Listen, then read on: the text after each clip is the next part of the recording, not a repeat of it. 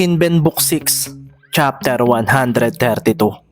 Wala pa rin ngang nakaka-score sa magkabilang team sa laban ng CDO at Calapan City. Ang pangyayaring ito nga ang nagbibigay ng magkahalong emosyon sa mga manonood ng mga sandaling ito. Hindi lang mula sa venue, dahil maging ang mga nanonood mula sa kanilang mga bahay ay parang hindi rin maiwasang makaramdam ng kaba. Parehong ayaw magpatalo ng dalawang team at ito ang nakita kaagad nila.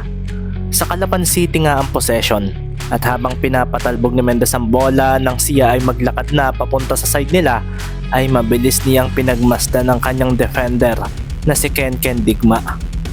Base nga sa impormasyong nalaman nila ay si Digma ang karibal ni Kyrie Lastimosa noong sila ay hindi pa kasali sa team ng Cagayan de Oro City.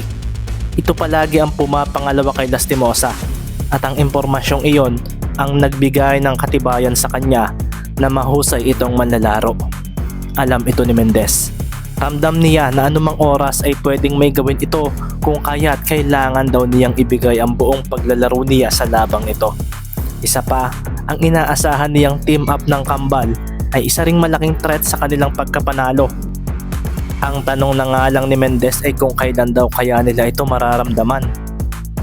Sa pagdating nga niya sa harapan ni Digma ay marahan na nga niyang iniharang ang kanyang kaliwang braso para hindi ito basta makalapit. Makikita nga rin ang pagtakbo ni na Carlo at Maki na agad namang hinabol ng kanilang mga katapatan na kambal na Lastimosa. Madikit ding dumepensa itong kapatid ni Kyle. Pakaramdam ko ay si Kyle ang katabi ko ngayon. Sabi nga ni Maki sa sarili at napatingin nga agad siya kay Marky para bigyan siya ng screen. Si Kyrie naman ay alerto ang mata sa paligid at nang makita niya ang paggalaw ni Lee ay nakuha na niya kaagad ang gustong mangyari ni Romero. Dahil nga rito ay mabilis siyang lumayo kay Romero at sa pagkakataong maganap iyon ay medyo napaseryoso ang katapatan niyang ito. Alam na niya ang gagawin ko pero ayos at lumayo ka. Sabi nga ni Maki sa isip at doon na nga siya bumigla ng takbo kaso biglang humarang sa kanya si Kyle na agad siyang binigyan ng maliit na ngiti. Napatingin naman kaagad si Maki kay Kyrie at hinaharangan na kaagad nito si Carlo ng oras na iyon. Nakita naman ni Ricky ang nangyari at siya naman ay mabilis na iniiwas kay Digma ang bola. Isang biglaang pagkaliwa ang kanyang ginawa kaso nakahabol pa rin ang kanyang katapatan kung kaya agad na lumapit sa kanya ang Kuya Marlon niya. Isang screen mula kay Magbuo ang ginamit ni Ricky. Si Digma naman ay nilabanan ang lakas ni Magbuo at isang mabilis na spin move ang kanyang ginawa rito na agad na ikinangiti ni Mendez sa isip. Madulas nga talaga ang katapatan ko. Sabi nga ni Mendez sa sarili at nang mangyari iyon ay doon na nga bumigla ng takbo si Magbuo pabalik sa basket. Isang biglaang pasa ang kanyang ginawa papunta rito. Si Digma naman ay marahang nagdilim ang paningin at binigla si Mendez ng talon sa tapat ng direksyon kung nasaan si Magbuo.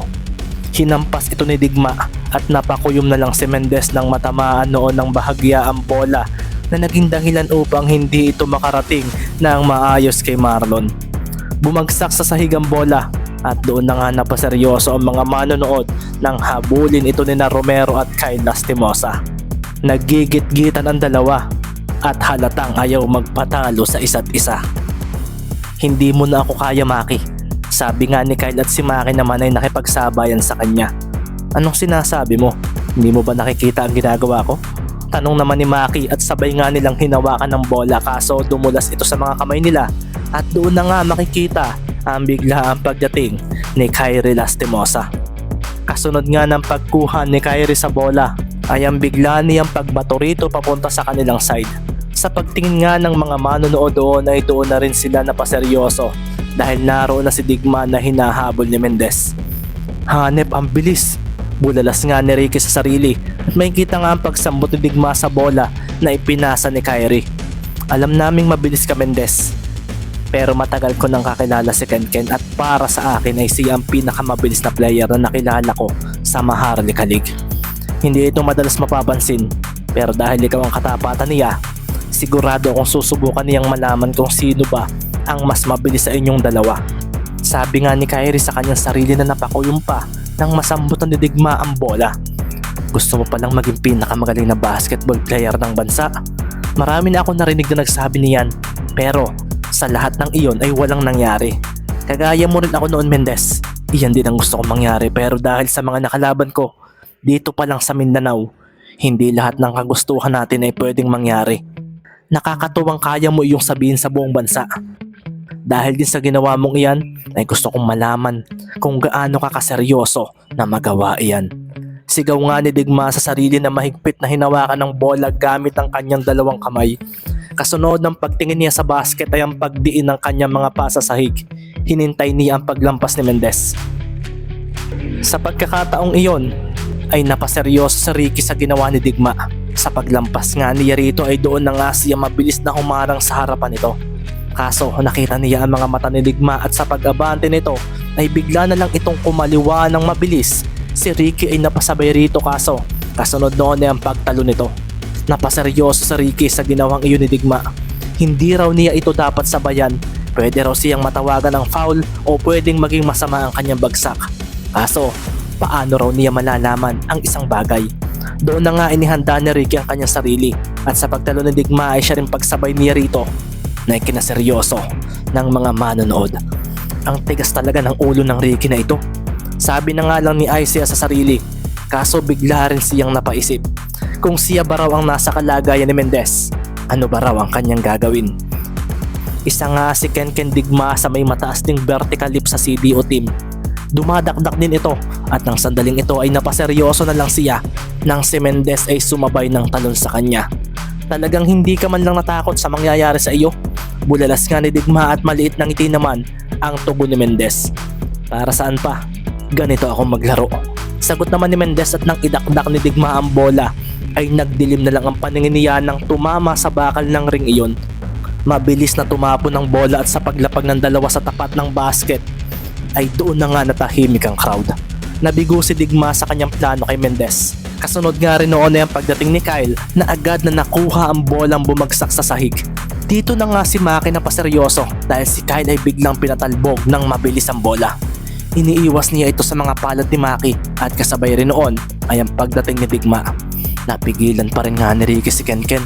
Sabi nga ni Kyle sa sarili na binigla rin si Maki ng kaliwa. Kasunod din noon ay ang pagbangga nito kay Digma.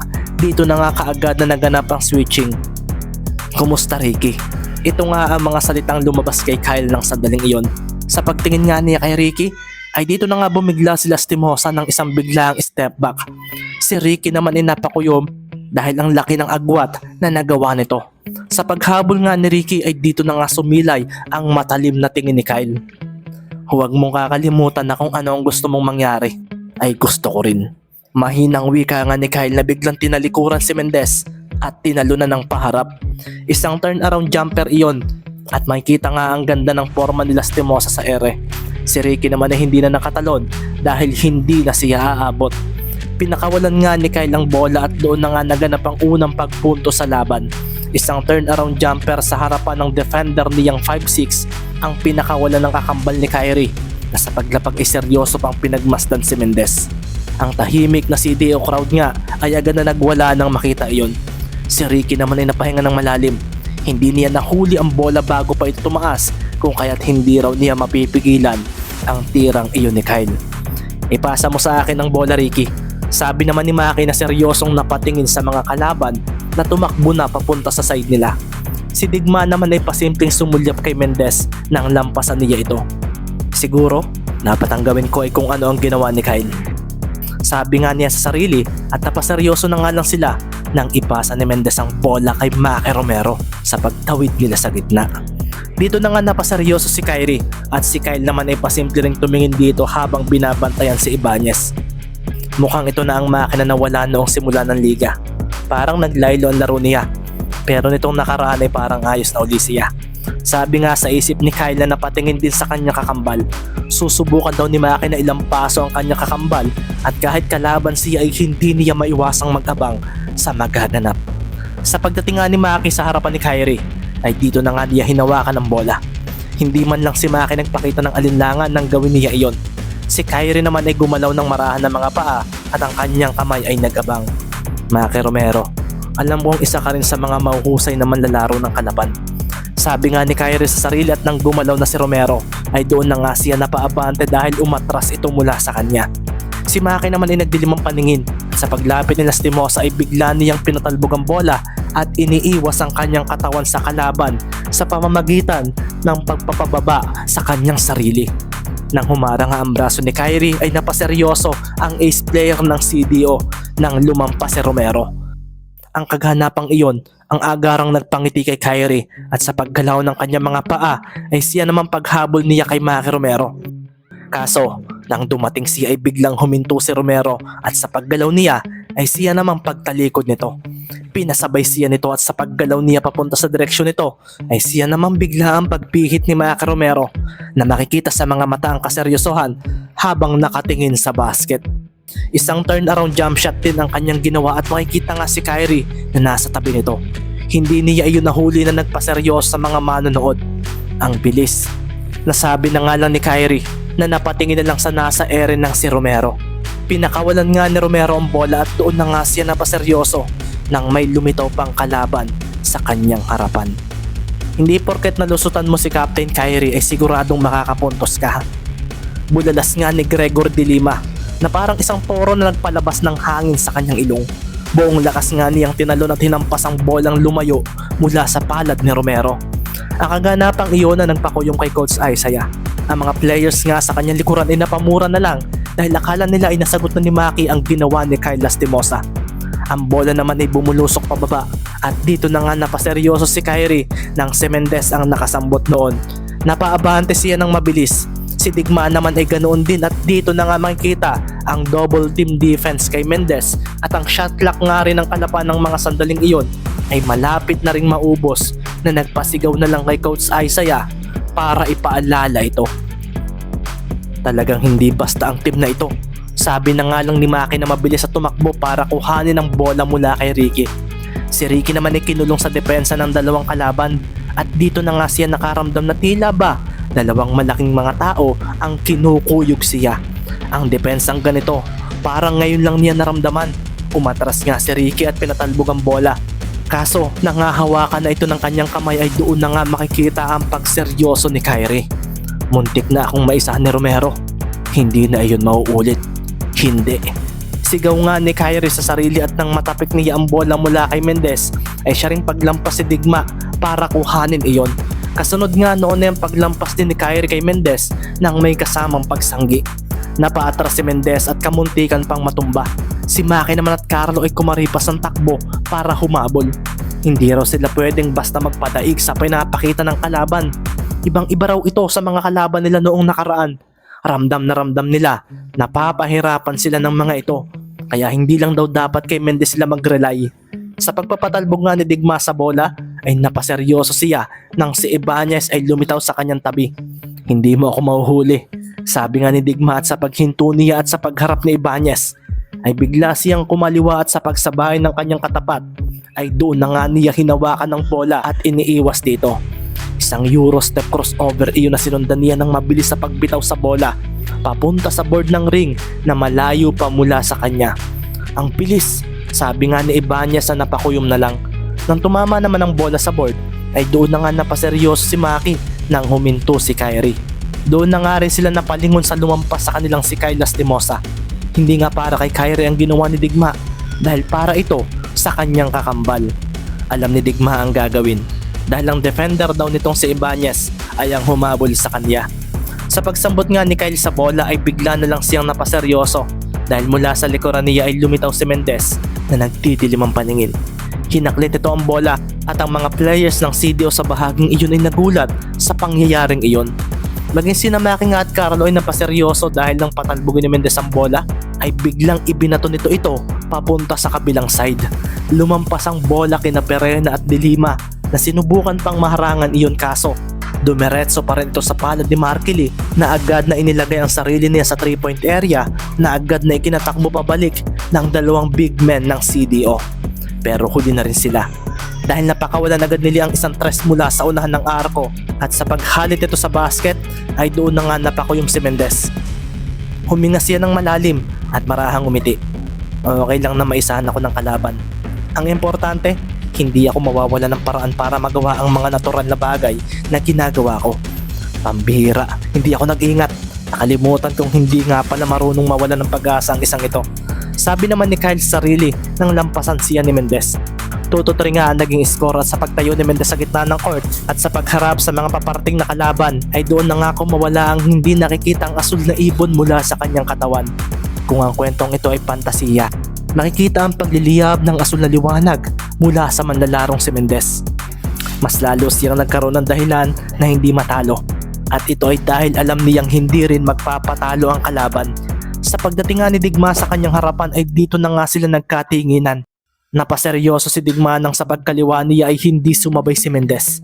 Nilampasan niya ito kaso mula sa likuran niya ay doon na nga sumungkit ang isang kamay nito. Kumawala ang bola na nagpatahimik sa CDO crowd.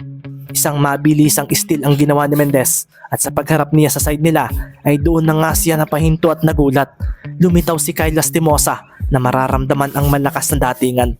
Napangisi ito na nilampasan si Mendez at kasunod noon ay ang pagbawi niya sa bola sabay sambit ng ilang mga salita sa player na may numero 3 sa likod ng jersey. Ako ang magiging pinakamagaling na player ng bansa at hindi ikaw iyon, Ricky Mendez. Bulalas nga ni Kyle at sa pagdating niya sa 3-point line ay agad na nga siyang tumalon at pinakawala ng bola kahit pa sinabayan siya ni na Ibanez at Lee. Ang lakas ng loob mo. Bulalas pa nga ni Lee at may kita naman ang munting ngiti ni Kyle Lastimosa. Umarko ang bola at kasunod ng paglapag nila ay siya rin paghalit ito sa basket. Napaseryoso na nga lang ang mga kakampi ni Kyle at maging si Kyrie ay napalunok din dahil parang ngayon lang niya nakita ang ganitong datingan sa kanyang kakambal. Hindi niya ito nakita noong nagpakitang gilas ito noong kalaban nila ang Davao. Si Maki naman ay marahang natulala, napakuyong nga rin siya at napatingin kay Ricky na nasa likuran nito.